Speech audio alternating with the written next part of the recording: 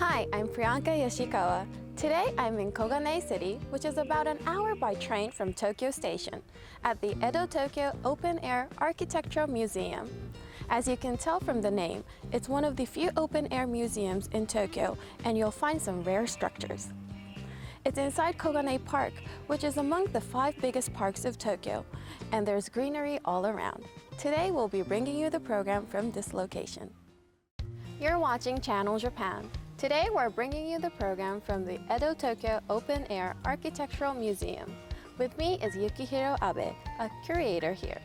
Abe-san, Nice to meet you. Nice to meet you too. Let me take you around our facility. Abe-san, ここ敷地 Mr. Abe, this is a huge place. How many buildings are there here? We have about 30 structures that were relocated and restored. In terms of time period, there's a wide range. From the beginning of the Edo period in the 1600s to the mid-1950s. So all kinds from very old ones. Yes, that's right.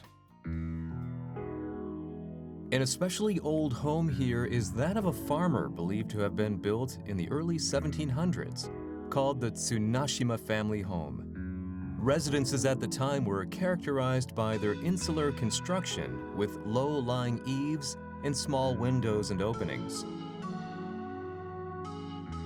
It was repeatedly renovated by residents, and the inside recreates how it looked around the 1940s. There are also structures designated by Tokyo and Kogane City as cultural assets, and visitors can learn about the history of Japanese architecture. One structure that draws the eyes of many people is this.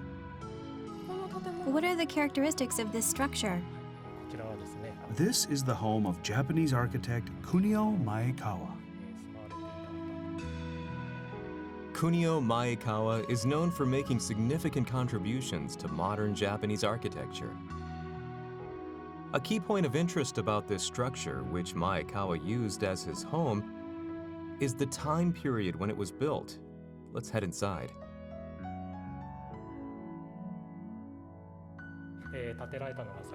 The structure was built in 1942 in the midst of a world war. In Japan, the use of building materials was restricted, and there were also limitations on constructing homes and the size of properties. This was put together in that situation. Something that clearly shows the shortage of materials at the time is this. The rail for the sliding window is made of wood. You're right. I've never seen wooden rails. They're typically made of brass or steel. But he came up with the idea of using hardwood as a substitute. That he was able to create such a spacious structure, despite the many restrictions, shows tremendous innovation and has been widely praised. I think it's wonderful that it's been preserved this way. It was only possible because it's a wooden structure. I'm so impressed. You're watching Channel Japan. Today, we're bringing you the program from the Edo-Tokyo Open Air Architectural Museum. We've come to the eastern side of the property where a downtown street has been recreated. A key feature of the buildings here is what's called Billboard Architecture.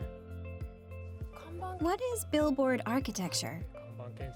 Billboard architecture is a type of architecture applied to wooden shop buildings. In 1923, we had the Great Kanto earthquake, and a land readjustment project was carried out creating rectangular properties with very narrow fronts. The fire that followed the earthquake caused tremendous damage, and rather than simply rebuilding with wood, they covered the exterior with fire-resistant metal, copper, and tile. Interestingly, shop owners applied various designs depending on their business. That's what makes it very interesting. They head down the street to a large building. It's a communal bath built in 1929. It's so spacious. And the ceiling is high too. This is where people take off their clothes. You have a high ceiling, and you can see there's a latticed design. And you may notice that the edges are curved. This was only used in architecture for people of higher rank, but became commonly used with modernization in places such as communal baths. So it was something you only saw in castles. I see a lot of advertisements. The bath seems a bit deep. Baths long ago were quite deep. This allowed them to soak up to their shoulders.